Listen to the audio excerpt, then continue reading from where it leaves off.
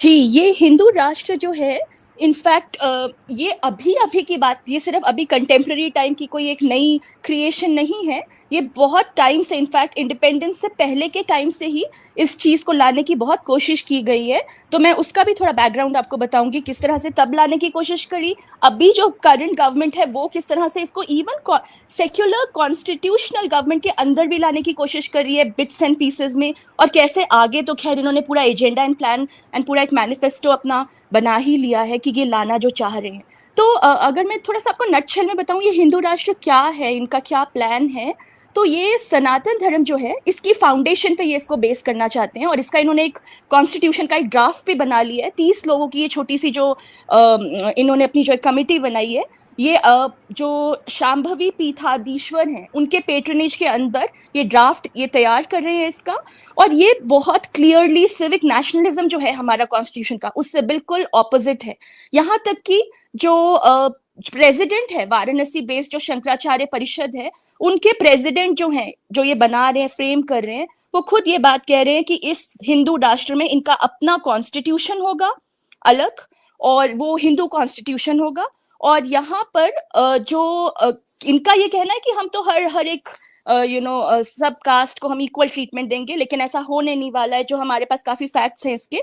और इसके अलावा इन्होंने बहुत क्लियरली एक बात तो सामने रख दी है कि वोटिंग राइट्स जो हैं वो बाकी रिलीजन जो है, हिंदू के अलावा जो बाकी रिलीजियस ग्रुप्स हैं उनको नहीं मिलेंगे। रिलीजियस फेथ्स जैसे कि मुस्लिम हो गए, क्रिश्चियंस हो गए, उनको कोई वोटिंग राइट्स नहीं मिलेंगे, सिर्फ सिटीजनशिप का राइट मिलेगा इनको यहाँ पर।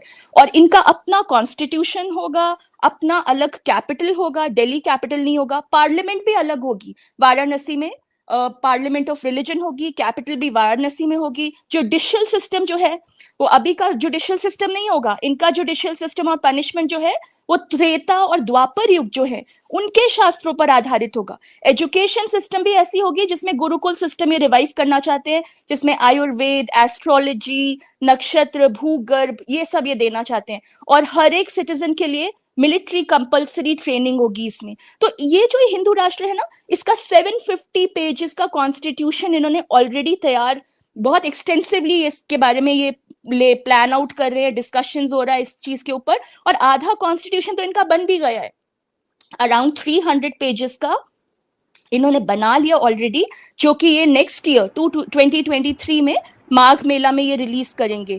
धर्म संसद की जब वहां पे प्रयागराज में जब धर्म संसद जो है वो उसका प्रोग्राम ऑर्गेनाइज होगा, तब ये आधा कॉन्स्टिट्यूशन इसका रिलीज करेंगे। और बहुत क्लियरली, जैसे हम मैप, ऑफ कोर्स कोई भी आप अगर बात करते हैं राष्ट्र की, नेशन की, तो उसका एक मैप भी होता है। तो इनके डॉक्यूमेंट में फीचर किया हुआ है उन्होंने अखंड भारत का मैप, जहां पर ये कोशिश कर रहे हैं कि जितने भी जो बांग्लादेश, पाकिस्तान, अफगानिस्तान, श्रीलंका, म्यांमार, इन सब को मर्ज करके ये एक हिंदू राष्ट्र इस तरह से बनाएंगे। तो ये तो मैंने आपको सिर्फ एक फैक्ट सामने रखा जो ये तैयारी कर रहे हैं। पर ये इतना सिंपल और इतना बहुत ऐसा नहीं है कि ये बड़ा क्लियरली अच्छा इस तरह का ये बन रहा है। इसमें बहुत सारे हिडन इनके एजेंडाज हैं जो बहुत सीधे सीधे हमारे सामने नजर आते हैं। तो अगर आप चाहें तो मैं आपको थोड़ा सा बैकग्राउंड उसका भी बता सकती हूँ, अगर आप कहें। जी जी, बताइए।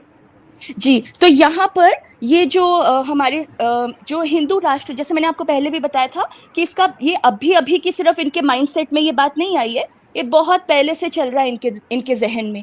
तो हिंदू राष्ट्र की जो ये आइडियोलॉजी है, ये इवन चंद्रगुप्त मौर्य, कौटिल्य तब के टाइम से ये लाना चाहते हैं। इनफैक्ट चंद्रगुप्त मौर्य जो थे वो तो कौटिल्य उनके प्राइम मिनिस्टर थे, हेड प्रीस्ट थे। तो जब चंद्रगुप्त मौर्य ने कौटिल्य की बात मानने से, उनके डायरेक्शंस मानने से मना कर दिया था, तो कौटिल्य ने उनकी जो किंगशिप थी उससे रिजाइन कर दिया। और कौटिल्य का अर्थशास्त्र बहुत फेमस है, सबको पता है इसके बारे में। कौटिल्य का अर्थशास्त्र ये ट्रीटाइज है, इसमें हिंदू राष्ट्र का पूरा एक स्टेट क्राफ्ट, किस तरह का एडमिनिस्ट्रेशन होना चाहिए, किस तरह की स्टेट क्राफ्ट होनी चाहिए, वो पूरा ले डाउन करा हुआ है। और ये वही चीज लाना चाहते हैं अभी जो ये हिंदू राष्ट्र बनाएंगे उसमें। और इस अर्थशास्त्र जो ये टेक्स्ट है कौटिल्य का, इसमें वो बहुत बहुत क्लियरली उन्होंने कहा है वर्ण धर्म, ये जो वर्ण आश्रम धर्म है, इसका इसका पालन होगा, दंड नीति का पालन होगा। और यहाँ पे कोई शूद्र जो है वो स्टेट के प्राइम मिनिस्टर या हेल्म ऑफ अथॉरिटी नहीं उसमें आ सकते। और ये तो हम मनुस्मृति में देखते ही आए हैं कि किस तरह से वो बताते हैं, न शूद्र राज्य निवसेना धार्मिक जनावृत्ति की, उस देश में आप ना रहे जहां शासक शूद्र हो। तो ये जो हमने बात कही है ना, अर्थशास्त्र, स्टेट क्राफ्ट, यही ये धीरे धीरे लाना चाहते हैं इसमें। इनफैक्ट अभी क्या लाना चाहते हैं, अगर आप देखें तो हमारी जो इंडिपेंडेंस हमें जब मिली है, इंडिया को जो इंडिपेंडेंस मिली है, उसमें भी अगर आप कोई नोटिस करें तो जो फंडामेंटल रीजन था क्यों सरदार वल्लभ भाई पटेल जो थे उनको साइडलाइन कर दिया गया था और फर्स्ट प्राइम मिनिस्टर जो थे वो पंडित जवाहरलाल नेहरू बने थे, one of the basic reasons was because वो शूद्र को नहीं बनाना चाहते थे prime minister, and Pandit Jawaharlal Nehru was a ब्राह्मण, तो इसीलिए वो बहुत क्लियरली उनको था कि हम इन्हीं को बनाएंगे प्राइम मिनिस्टर यहाँ पर।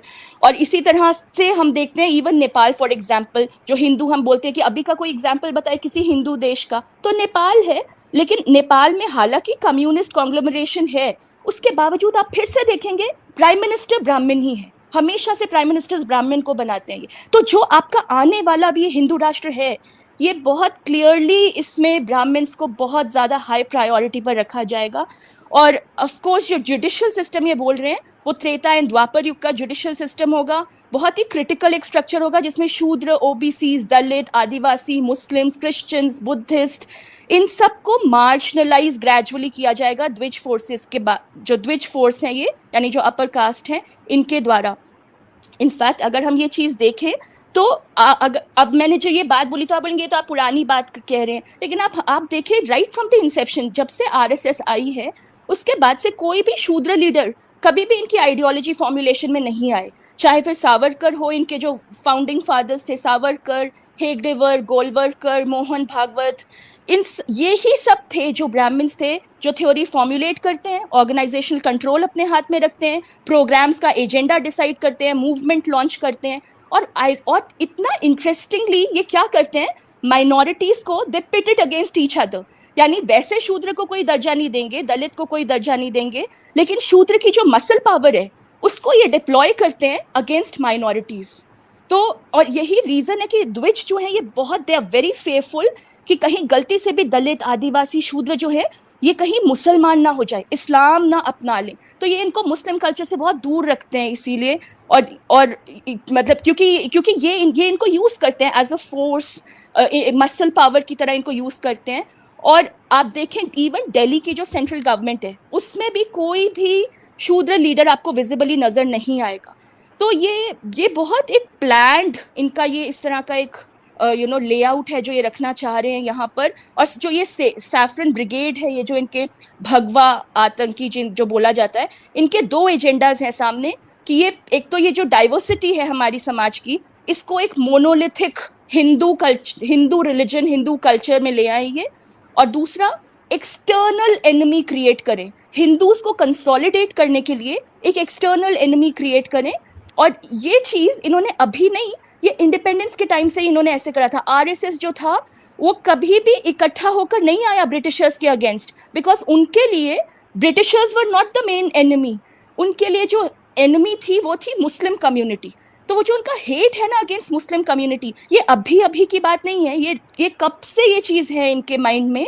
और इसी वजह से ये इनफैक्ट ये तो बहुत सामने मतलब बहुत जानी बात है कि ये जो इनकी जो हम जब फ्रीडम मूवमेंट में जब सब इकट्ठे हुए थे अगेंस्ट ब्रिटिशर्स, तो यहाँ पे आरएसएस और ये जो भगवा आतंकी हैं, ये लोग कभी भी इन्होंने ब्रिटिशर्स को नेल डाउन नहीं करा, कभी उनको एनिमी की तरह नहीं देखा। यहाँ तक कि इनके अपनी किताबें जो हैं, वॉल्टर के एंडरसन और श्रीधर डैमले की जो किताब है, और ये किताब बहुत सिंपैथेटिक अकाउंट है आरएसएस का, ये कट्टर किताब नहीं है, ये आरएसएस को बहुत बहुत सिंपैथेटिक लाइट में लेती है। लेकिन इस किताब में भी यही लिखा है कि ऐसा क्या हुआ कि ये जो है सेफरन्स जो आरएसएस है, ये फ्रीडम मूवमेंट से एब्सेंट क्यों थे।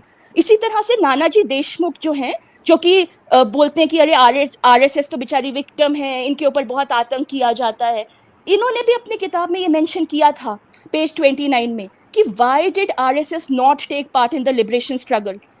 तो और यही नहीं, इनफैक्ट आप खुद देख लें, महात्मा गांधी जो कि इतने ज़्यादा स्टॉन्च डिवोटी और प्रैक्टिसिंग हिंदू थे, उनका भी असैसिनेशन जो हुआ था, दैट वाज प्योरली बिकॉज वो सेक्युलर डेमोक्रेसी कहीं ना कहीं उसकी तरफ टिल्ट हो रहे थे, और वो आरएसएस की जो आइडियोलॉजी थी, इसका एजेंडा जो था इसको वो थोड़ा स्क्रेप आउट कर रहे थे। तो यहाँ पे मैं बस यही बताना चाह रही हूँ कि ये जो हम बात कर रहे हैं ना हिंदू राष्ट्र, ये अभी अभी का कुछ बहुत नया क्रिएशन नहीं है। ये बहुत लॉन्ग ड्रॉन प्रोसेस है इनका, और ये कब से इसकी कोशिश कर रहे हैं, और इसकी झलक आपको इनके हर एक्ट में दिखती है। सेंट्रल गवर्नमेंट की पॉलिसीज जो है, किसको प्राइम मिनिस्टर बनाना है, किसको सामने रखना है। पुराने इनके आप शास्त्र ले लें, चाहे वो रिलीजियस स्क्रिप्चर्स हो, चाहे जैसे मैंने आपको अर्थशास्त्र के बारे में बताया हो वो ले लें, फ्रीडम स्ट्रगल देख लें, फ्रीडम मूवमेंट देख लें, ये बहुत बहुत इंटेलिजेंटली ये सब प्लान आउट कर रहे हैं। ये ऐसा नहीं है कि बस अभी इन्होंने सोचा और जस्ट एक्सपेरिमेंट कर रहे हैं, ये ऐसा नहीं है ये।